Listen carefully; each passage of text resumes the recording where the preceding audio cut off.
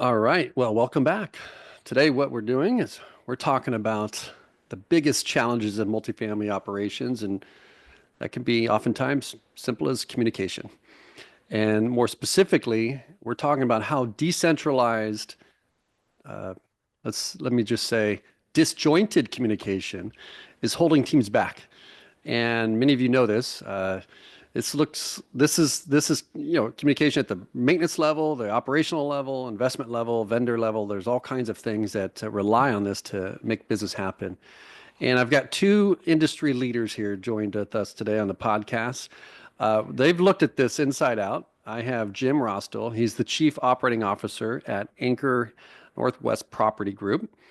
And Jim he's been a recognized leader in this. He's centralized already his property management, and is serving the council with this deep expertise on, the things that are necessary in operations, sales, marketing, customer experience. And he's built this already, right? He's implemented a fully integrated centralized management system, and many of you know, and he's been seen on expert panels around speaking, and obviously he's seen in the council talking about this as an expert. So a lot of people respect him around this conversation. He has a different point of view on this. And then also we've got Jason Griffith. He's the co-founder and co-CEO of Synco. And Synco is this real-time, really one of the most beautiful softwares I will say I've seen. But it's Thank you. a real-time messaging platform, and it's built specifically for property management teams. You start to think about the tools we use today, and they're not really built for the unique business operation. But Jason's been just a seasoned veteran around prop tech. Has done some great things before this, and I'm always excited to watch him when he builds. But Synco is designed to eliminate this email overload, and you're looking at not just direct communication that you may do with peers and colleagues and investors, vendors, all that stuff, but also at the property level, the direct, even the unit level, right? This communication. And what we're aiming to do here is how do we think about integrating all this communication seamlessly into the systems that we already use, right? That's a nice thing to have that too. So Jason's going to help us understand that point of view on the tools and the tech that help solve some of the things. I wanted to bring Jim on here, who's working through those things. So Jim, I'd love to start with you on this. We had a call, or we talked in another forum around this sort of most obvious and glaring limitation that happens if you're centralizing when your teams are using like all these different things to communicate in these systems. Take me through sort of, what that was like before you made some certain investments in Synco and some other initiatives. Like, what was that like before, and what is that like now in terms of communication in all these disparate systems? Yeah, thanks, Patrick. I think in general, you look at any organization, and any organization I've been a part of over my 30 plus year career, and the one thing that all great organizations have in common is they're great communicators. And the reality is, and what Synco's done that I think is really brilliant here, is they're creating a product specific for our industry, right? Specific to our needs, and understanding the nuances of what we do and allowing us to improve our communication process. So if you look at any organization, any type of change, any type of thing you're going through, you want to make sure you have a communication strategy and a platform on which you can communicate amongst departments, amongst individuals, and do so in a manner that is organized and scalable. So, for us, we've always been pretty much centralized, like from the get-go. That's just the way we evolved. But what we found after, 10 years of being centralized was that the communication piece was very, very difficult for us. In that everything in our system is very siloed. So very rarely do you have one person that takes a job from point A to point Z. It goes through multiple people throughout that process. To give you an idea, if you lease a property with us, you're going to meet with 5 different people by the time you move in, right? And so if you don't have great communication structure amongst that process, throughout that process, you're going to have problems. So Yes, communication is probably one of the most important things that we have, and that leads to our success in a centralized model. Yeah, and I would say, Jason, just building on that from what Jim is setting up in terms of the communication. Obviously, we want to do things, but we need to, great, great companies communicate very well. What talk to us about what you've built and how you're going about solving that. Yeah. So maybe a little bit of background on how I got here. As you had mentioned, Patrick, like I'm a two-time entrepreneur in the prop tech space. My previous company, Site Comply, built up over a decade. We were really focused in the New York market, helping leading owners and managers. We had 1 million units on the system, maintain compliance with the crazy local laws that exist in New York. So we really got a front row seat in terms of how people communicate with critical issues. Um, Sold that business to Inhabit and joined up with my co-founders, and we just started interviewing a lot of multifamily executives. And what we heard over and over, similar to what Jim said, was, the following. You take a typical property manager, they get 300 emails a day. You've got Mm. people on all different sorts of communication systems. And, you stop and think, when you first ask someone, how do you communicate? They might answer Outlook or Teams, right? But then when you just sort of peel back the layer a little bit, what they say is, well, you know, we use Teams over here. We use it for video calls. Sometimes we chat, but we get 300 emails a day. But also we use text messaging. And of course, our field team sometimes use WhatsApp. And somewhere between all of that is how we communicate. And, what struck us was that this is an industry that has gotten very used to, on the, accounting side, having a centralized platform. I mean, it would be crazy if you said, well, where do you keep your rent information? Oh, well, we keep it somewhere between these 7 systems. No, you have Yardi or Resman or what have you, right? So you bring a new property manager, very easy to say, show me the history of rent payments for this building, for this unit. But you bring in that same property manager who wants to see the history of team communication for that same unit, that's impossible. And I think that this industry has almost been like a frog boiling in the pot. Like Mm. it's just such a painful product problem that has gotten progressively worse over time as operations have gotten more complicated, that people just become accustomed to living in the pain, right? And so what we built at Synco was a centralized communication platform for communications across the enterprise, from boardroom to boiler room, where all communications are on one platform. It's in real time.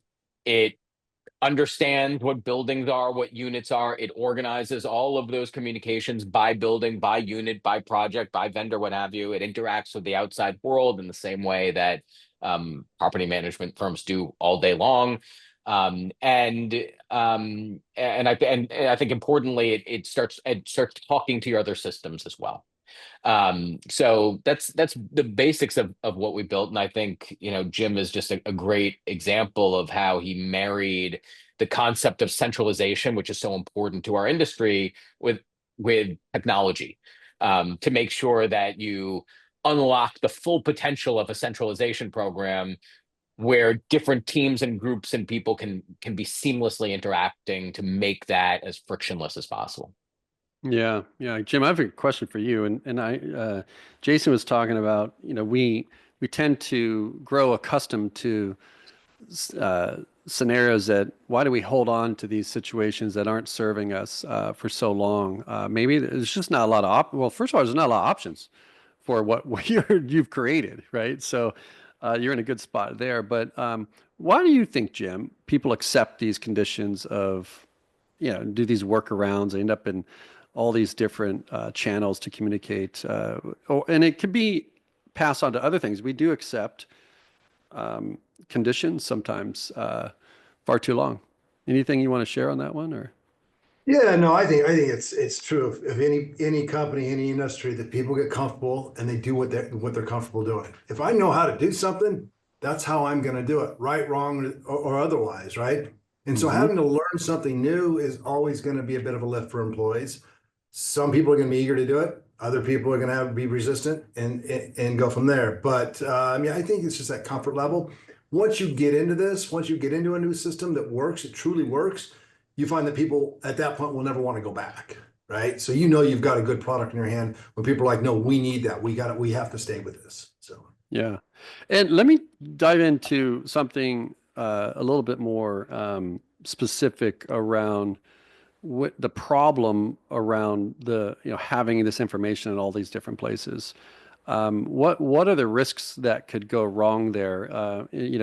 9 months after a situation, and then how even litigious our industry can be, or you've got to prove something, or it could be anything from employment to legal to incidents at properties. How important is it to get this stuff right and get ownership, this data, in other words, right? yeah, it's huge. It's huge. We had an incident last year where we lost an entire property to a busted sprinkler system. And 8 months later, a lawsuit shows up on our doorstep and discovery. And they want every piece of communication that went in from the time that pipe broke until 3 weeks afterwards. And the reality was, this is 8 months later. We have one person that left the company and we cleaned his phone off. And there was no record of any of his text messages at that point. And just the time it took for us to gather all that communications from emails, from getting individuals' phones and texts, from Teams messages, and just figuring out where they are was huge. I mean, it was a huge problem for us. We have since obviously switched to Synco, so everything on every event goes into Synco. So if I need anything at this point with this new solution, I just go there. We have a thread set up for that specific issue, and everything we have is right there in one spot. Doesn't matter if people have left the company or not. We keep the information on the cloud, and it's there for our access at any time. This is one of those questions, like as an executive, once you make the move to a new way, why would you go back if you had that, right? So, Jason, tell me a little bit more about how that happens, like maybe even technically, or with the platform. Jim's talking about a lot of risk management stuff. I start to bring the gravity of our fiduciary responsibility to make sure that we minimize this risk. What are your thoughts there? Or maybe take us through how this works. Yeah, there's a lot of different levels here, but like the nuts and bolts of it are, the first thing that we say is like, if you step back and really think about this, it is ludicrous to run your business on text and WhatsApp. I mean, with WhatsApp, you are literally locked out of your own information, right? Because it's all, it's on the phone, it's secure. And with text, I mean, again, you don't want someone sharing pictures of their kid at home and then suddenly sensitive information about the firm because it's all in one place, et cetera. That's sort of bucket one. I think from a just risk mitigation best practices perspective. But I think the second thing that we find fascinating is, I think most people in this industry use Outlook on some level, right? And when we speak to people and they talk about information organization, it's absolutely fascinating, especially when you compare it to what they live with right now with Yardi or Entrada or what have you, which is most people will say that they spend a good chunk of time every day, if they're trying to be organized, literally dragging messages on Outlook into folders, right? I mean, I've been in a room with 13 executives where each one says that they spend an hour. And what's so fascinating about that is like, that's all well and good for the executive. I mean, I don't know if it's well and good because it's still an hour of your time every day, but it doesn't do any good for the organization, right? So you bring in a new executive, they still start from zero. They start from a zero inbox. Hey, everybody, Patrick's new here. Bring them up to speed. Suddenly you have 100 forwarded chains and you're in, like, that's the norm. And, we just thought to ourselves, like, man, in an industry where you see turnover rates as high as they are, you need to be able to bring people up to speed on the history of team communications just as fast as you would bring them up to speed with important accounting information. And so the way it works on Synco is that when you're having a thread of a conversation about a topic, one person can say, this topic is about unit 4B at the Hillcrest. And unlike Outlook, where that's an individual exercise, that is now organized for everybody who has access to that thread. And whether that's the person who, whether that's Jim, right, who's looking in on that, or whether that's the person who comes here 2 years from now who's in charge of that building, who now wants to get a history down to the unit level. So that's sort of the mechanics of how it works. But I think it's just so important to say, A, we need to be on one system, and B, that system needs to be organized and aligned with the way that companies do business. And let's face it, our industry is very unique. You know, prior to Synco, I think, and look, we're still a young growing company. Like, most people are using the same software for communications that the local dog kennel and the barbershop and the Department of Defense use. It has nothing to do with property management, which is why the current way of doing business causes so much pain. And I think the other thing I would say is, Jim spoke about a very acute issue, a lawsuit, right, which is very real. But just the day-to-day pain, right? I mean, I remember, there's a great organization, Swift Bunny, which talks a lot about team communication, and they had released a report, I think, last year that talked about the frustrations that drive a lot of the turnover in the industry, where you're a property manager or a regional manager and you're sitting there waiting for the person below you and the person above you to get back to you, and you're just waiting and you can't do your job and you want to do your job, and they're just like, oh, I'm sorry, you were one of 312 emails I got today and I'll get to it at some point. But I think we've really been able to, as Jim can tell you, like, Synco makes everything faster and you're not buried in that same mountain. Jim, anything you can share? You've been through, are you guys on board fully, or are you in process? Yeah, we're fully on board, and we have been for, gosh, now 4 months, I think. And it's been fantastic, and I didn't see it initially. I mean, when I went through the sales process with Jason and looked at the demos and we pulled the trigger on this thing, and I'll be honest with you, just fully transparent, not the entire executive team was on board. I mean, that was something that we got some people 75% of the way there. The people that were not on board are the people that are the biggest champions of it now, which is. And this goes back to that comment you made about they're comfortable. They're comfortable. They've been doing this forever, one way, right? Making that shift is, overestimated in terms of the challenges. Yeah, they're comfortable. I mean, I think the initial response in the pushback we got internally was, it doesn't really do anything that we don't already do. And to some extent, that's true. You can get a geometrical car and it does the same thing a Mercedes does, right? It's going to drive you from point A to point B. You may have some issues. You may not get there as quickly, but you'll get there, right? Once you get on board this, it's not what it does, it's how it does it, and how much power it gives you in retrospect, right? It's like taking all of your communications from all of if you've got site teams, we don't, but if you have site teams, from all your site teams, from all your regional management, from all your executive people, putting it in one place, and not only putting it in one place, but putting it in a filing cabinet where you can find that communication. What happened at this eviction that was 3 months ago? And what was the communication, internal communications? Well, here's, so-and-so talked to so-and-so. You've got it all in one place, and you can look and search it and pull it all up. In the current system, in the previous system we had, we didn't have that ability. We could potentially find something. We'd spend hours and hours and hours. Was that an email? Was that a text? Was that a WhatsApp message or a Teams message? And you just didn't know where to look. And sometimes someone reaches out in Teams and the other person responds in text. And it's just a big mess, right? This puts it all in one place. It organizes it for you. It gives you search options. It's just a really, really powerful tool for your communication solution. You're a KPI guy, right? How's that improved the ability for you to make either portfolio or decisions in this process, or even oversee operations? And I am a metrics guy all day long, and this is a hard one for me, because most of the time I'll look at a product, someone will come to me and I'll say, you know what, are we doing that already? And does this make it better, right? So if we're spending that money, can I spend it and get a better result? And that's an easy one.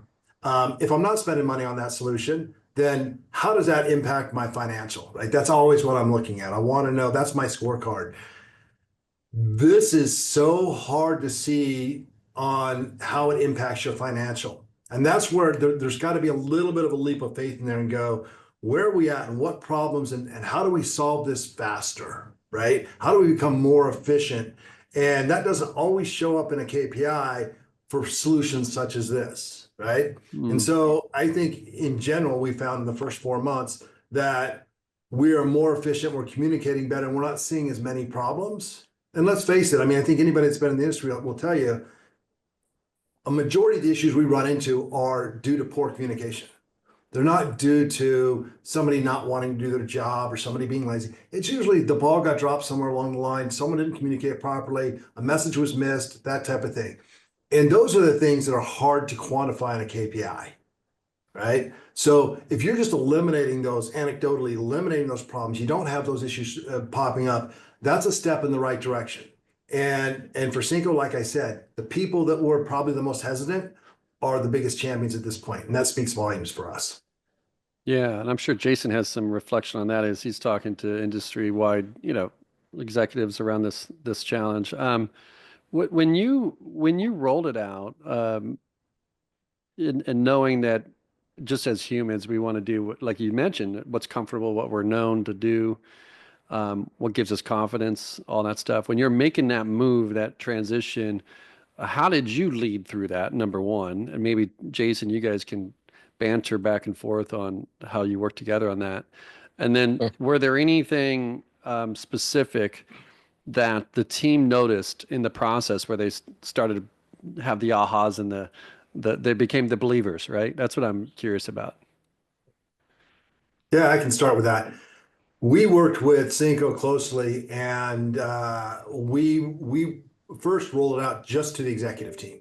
Like, play with it, find out how it works, figure out how you want to set up your threads, your individual chats, what groups you want to set up, that type of. So we put probably 60 days worth of thought just into the foundation and the structure, knowing that we weren't going to be 100% right, but the closer we could get to the way we want it to be ultimately, the better off we'd be. So we've got everybody there, and that was a big deal for us, because that took some of the executive people that might have been hesitant and turned them into believers right away. So that when we did start to roll it out to our field personnel, specifically our maintenance and our leasing people, everybody had buy-in. Not only did they have buy-in, they had answers for the questions that came up, because they had already asked those questions. They had already been through that and said, what happens if? And they got those answers. And like I said, the training piece for Synco was fantastic. Aaron, who headed that up for us, was amazing. He's a really, really good guy. And that made the whole process easier as well. But I think if we did it on a tiered approach, I think that was the key to having a successful change for us. Yeah. So I think Jim brings up a really important point here, because, I think where Jim and team were before is where a lot of people are, which is you just sort of have these organic processes that are like, yep, I know how to sort of get a message over to Jim or Melissa or what have you. And it just kind of grows up. It just happens, right? And I think what we really saw in Jim's rollout was like this deeply thoughtful process where they weren't just thinking about Synco, they were really rethinking their communication strategy. And I think that's why they got such, as Jim pointed out, such a tremendous buy-in of like, we're going to be thoughtful about how we want things to happen when incidents occur. And I think maybe even going back to your ROI question, for companies out there who are not as far along as where Anchor is in terms of centralization, I mean, people are putting millions of dollars worth of manpower over years into these centralization efforts. And what's sort of amazing to us is like they're making huge organizational changes. And then the part that's kind of not even being talked about is like, well, that team tends to use WhatsApp and this team tends to use Outlook, and no one even talks about that, right? And then the rubber meets the road and they figure things out in not a thoughtful way, but just here's kind of the organic way it happens, and it's kind of a mess. So I think the thing that worked very well is that the spirit of strategy development, the spirit of partnership worked great between our two teams. And I think the other thing that Jim and team have really embraced is the fact that there's a double-edged sword to working with a young company like us. We're certainly not Microsoft, right? But what the benefit of that is that this is a perpetual work in progress. Like we're talking to the anchor team weekly, right? And we're working through feature requests and changes that they're looking for. That's how the product gets better. We only build this product for one audience. And so, I think the folks who are coming onto the system now not only want to benefit from, the collective wisdom of folks like Jim, but want to be part of shaping that future and say, like, I have a vision about how this should work in the AI age of property management, name any of the range of changes that are on the horizon, because they're all going to affect communication, all of them. And that's why we've put a real emphasis in terms of working with our clients to develop new features and functionality. Interesting. Yeah, you may be evaluating those other initiatives, and if you don't get the communication right, you may be the steps that were taken in other initiatives may not even be an isolated, truthful assessment of what's working and what's not working. Yeah, I mean, I think my biggest challenge as an executive, and what we spend a lot of time trying to communicate to prospects really, is that I think that there's different types of technology, right? There's point solution technology out there that may improve a specific function. And then there's more broad-based enabling technology, which improves your ability to do other things. Yep. And I think, what we obviously like to avoid is a situation where someone's like, well, I've got the AI initiative, I've got the Yardi upgrade, I've got this, I've got that, and I've got you, and where do I put you in that group? And I think, and fortunately, thanks to wonderful clients like Jim, they will tell others, like, it would be very hard to go back to the old way and do anything difficult, right? I mean, I'm a Synco user myself. If somebody said to me, go out and do X, where X is something hard, moving offices, changing your branding, implementing a new system, anything, right? And I had to go back to some mix of email and text message and WhatsApp, like, that would be awful, right? I mean, I would do it 3 times slower, right? So, we view Synco as this kind of enabling technology, which makes all other efforts easier to do. And I think that's the message we're trying to get out. And I'm glad to see him shaking his head in agreement. Yeah, no, it's great. It is, and when you say that, Jason, it reminds me a little bit of what we did before we had PMS software, right? We still ran our business, we still managed everything. Everything was paper files, everything was done. Yeah. Right? Could you imagine going back to that and trying to do that again without your PMS software? And again, when you talk about ROI, it's hard to look at your PMS software and say, where does that show up on my financial, right? It's my biggest expense. It's everybody's biggest software expense, right? But it's hard to measure. And this is one of those things that at some point people are going to go, what did we do before there was Synco? How did we manage to keep all our communications there, right? And I think it's, like I said, I really appreciate the solution, and we're big fans. Yeah. Is there anything more you can share about I mean, you mentioned your executive team rolled it out, but like specifically, I know people are listening to this, thinking like, how would they go about it? I know your portfolio may be different than others. Some are smaller, some are larger, some are third party, all of that stuff. Like, how would you be thinking about this if you're outside of your organization and you've already, sometimes when we can appreciate what we understand, when we do it versus observing it. And so, like, knowing what you've observed, what advice would you give to others thinking through this? I think a couple things. One is just, obviously, and I think most people have this, a good grip on what you're doing now. Like, what happens and where are we at with our communication strategy now? Like, just a self-assessment that's honest, and is this really working for us or not, right?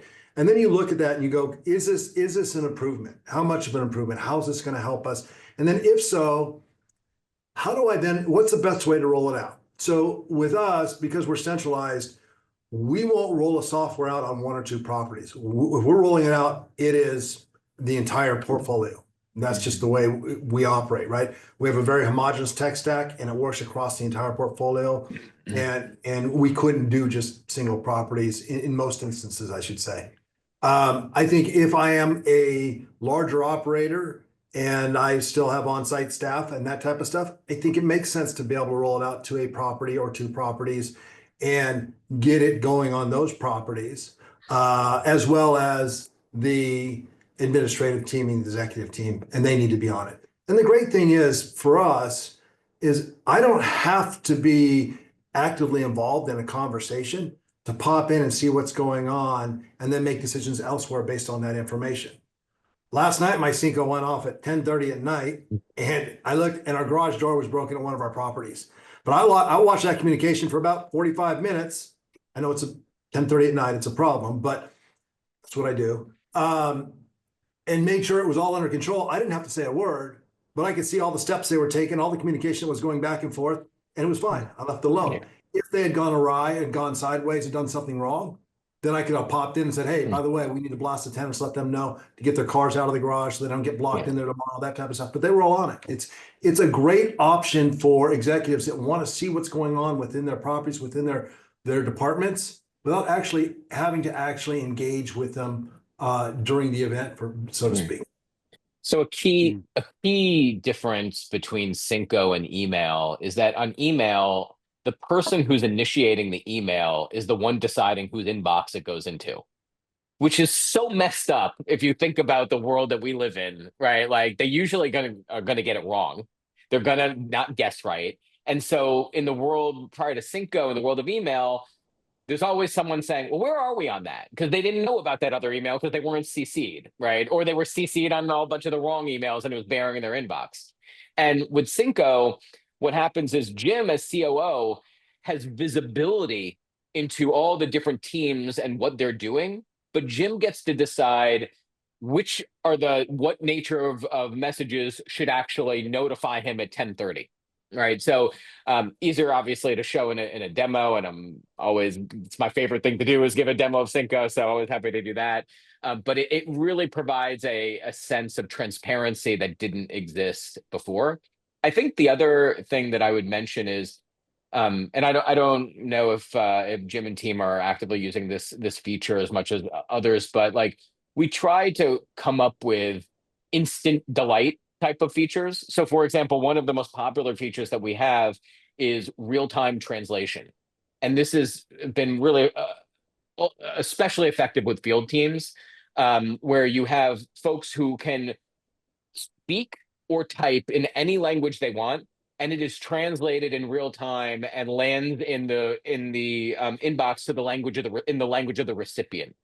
And what we found is like, that's the type of thing where when you're trying to get that organizational change, to be able to say to someone who may be low tech or tech phobic or what have you, you don't even have to type. You don't even have to, you can just speak. And not only that, you can speak in your native tongue and know that the other person's going to get the message and that you can be as verbose as you'd like. And you don't have to try to, speak English as a second language. Like that was a huge unlock, one of several. But we try to mix those things in to make that kind of rollout more seamless. But like Jim said, there are some companies that have rolled out with us and they've started out with a region and executive team, and then expanded beyond that, over time. I think Jim was very, very thoughtful in the process where he was definitely a measure 3 times, cut once. We met several times with his team, going over it again and again to make sure that we got everything configured right.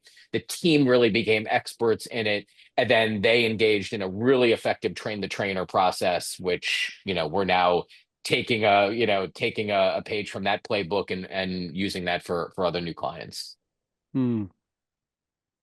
That's good. I start to think about these off-the-shelf solutions that most everybody is using right now, right? And you developed this specific tool for, or a suite of tools here for enabling any other things that they may be working on in their business. How has the collaboration gone in terms of making the product better? I imagine, Jason, you're on a roadmap of continuous innovation and progress. What's that been like in terms of working with customers and building with them as much as showing them what you've built.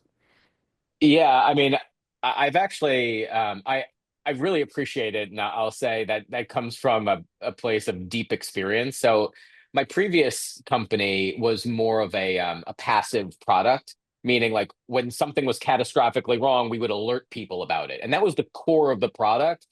And even though it's evolved over time, like 90% of the value while I was there was driven from that core, right? So we kind of had a sense of like, here's what we need to build. But with Synco being one of the four icons in the bottom of their screen, like the level of scrutiny, the level of engagement, the level of feedback that we get is unbelievable. I mean, I have a list of 100 fantastic ideas that, every month me and my team sit there and be like, how do we prioritize which of these great ideas we're going to do next? So we've really my product team's job is when we start hearing about things, we then go back to our clients like Jim and pressure test them and really try to get at what is the underlying issue there. We come up with multiple approaches. We show them screenshots. So, we really develop in concert with our clients, which, when was the last time Microsoft showed up at your door and said, "Hey, how could we really improve Teams?" Obviously that's just not how they operate because they're operating from a much wider, broader audience. And I think the folks who are coming on to the platform like that type of engagement, and I think it certainly makes our product. It gives us an unfair advantage in the market. Hmm. Yeah, I Well, can, I Jim, can, I can contribute to that a little bit, that they have been great in terms of listening to feedback. The product we have today is fantastic the way it stands, but the exciting part is they continue to improve it for us. And they look at our specific feedback and what our specific needs are, and they're building for that. And that is worth its weight in gold. And like to Jason's point, Microsoft's not doing that. Teams, they don't care what we think or how our product works. And these guys have been great about that. So yeah, no, I appreciate that quite a bit. We have a saying here: if it didn't happen, if it's not in Synco, it didn't happen. So we're trying to get everything we do, all our communication, even our documents. When someone emails us documents outside of Synco, we bring them into the conversation they're germane to. And so we've got everything right there ready to go at any point in time.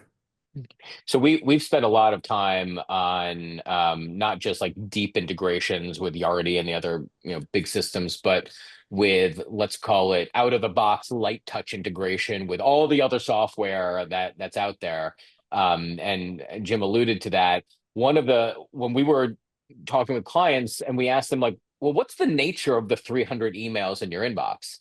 And a big chunk of what they talked about was actually output from other systems. Well, I bought this boiler notification system, it's constantly sending me alerts. Or I bought this security system and it's constantly sending this. Or that type of stuff. And so one of the features that we built is the ability to pipe those emails directly into Synco to the right groups with the right notifications and filing, so that all of these other systems, they actually get more valuable as you bring them in. And whether it's a system or, to Jim's point, someone emails you something, you can forward that right into Synco and then start collaborating immediately with the team. But like, none of those features were there on version 1. They only came from feedback from clients saying, hey, I'm using Synco, but how do I get this email in here? So it's very fortunate in that we have people who are very engaged with the product. yeah, yeah. I really like what you said. You guys, both of you aligned on this, is the stepping back a little bit and thinking through your communication strategy. I know there's more to each company, and they probably should just jump on a call with you, Jason, and figure it out for them, because it's, every company has their unique investment objectives, priorities, all of those things. And it's one that encourages more deeper thought, or deeper conversation. I know what I wanted to do here was really support the initiative. See, I'm technology moving so fast, it's changing other parts of the business. And to the notification system you just described, it's it's making it more of a challenge, with all these different tools and point solutions coming into our systems and communications. And I think it was Dr. George Westerman who said that technology moves fast because it can be programmed, and it typically does what we tell it to do, in Yeah. programs. Whereas companies move slowly because there's people involved, right? And there's fears, and there's uncertainty, and there's levels of comfort, and there's past success, and all of that needs to be dealt with in terms of how you innovate and create value moving forward. And this idea and the series that we're up with for 2025 here is this change. I wouldn't even say change management. I would just say it's transformation of how we rethink creating value for companies in multifamily. And this is obviously a topic that we wanted to explore. For those of you that are listening, I encourage you to reach out to Jason and ask him. I've got a great team to share what they can do for you for your reasons, but that's up to you to decide and figure out and prioritize. I like the idea of what you said around rethinking your communication strategy. Ultimately, even if you're doing other things, this is the enabler of all of it. And just kind of putting a bow tie on that are there any other final things you guys want to share with our time together today, just because we're coming up, and I know we'll have you back. We'll talk more about other things. I think that, Jason, you have a passion for the organizational change. I know, Jim, you're getting it done. Together, there'll be more to discuss. But for today, any other final thoughts you want to leave our listeners with? And I'll go with Yeah. you, Jim, first, and then we'll let Jason wrap it up. I think, well, for anybody that's listening to this now and they're not a member of the Multifamily Innovation Council, get on there. It's a great outlet, and a shameless plug for you, Patrick, but I'm telling you, I get more out of those Friday meetings and learn about these types of products and these types of solutions and how we use them than probably any other group that I'm a member of. So it's a fantastic option. Secondly, in terms of Synco, they're probably one of the best vendors we've worked with in terms of being able to work with us and our specific needs and really trying to understand what issues, what we were trying to solve and what would be best for us. And given that we're a little bit different in our structure than everybody else, they were willing to come and meet us where we were and provide a solution that worked for us. And I could, like I said, we don't see that very often from our vendors. They want that one size fits all. And these guys have been great to deal with. That's awesome. Jason, any? Yeah. Look, I would say, first of all, mirror Jim's enthusiastic support of the council. It's been great, both not only the calls, but the in-person event was just one of the best I've ever been to. And it's been great to meet so many talented folks out there. I would say sort of two things. Number one, Jim and I have gone from a cold call many months ago to friends. And I wish that the world were as open-minded as Jim. I mean, I reached out earnestly because I was so kind of intrigued by his LinkedIn profile of being a centralization master, and he was happy to jump on the phone and share some thoughts. And then showed him what we were working on. Had some great thoughts and just sort of blossomed from there. So open-mindedness is a wonderful quality, and I encourage people to stay curious. I think the second thing that I would say about Synco, but generally about the world, is when people think about new software initiatives, oftentimes they're stuck in I remember when I implemented Yardi, right? And what that felt like. And now, as you know, Patrick, when, in the age of AI, right, where it's you think of something and 18 seconds later, you have a work product that you could have never dreamed of, right? And similarly, I think Synco is always 100 times easier than people imagine it to be, and people actually like using it because they're coming from a place of pain, and it's a pain that has been creeping and sustained for so long that they don't realize they're in the boiling pot.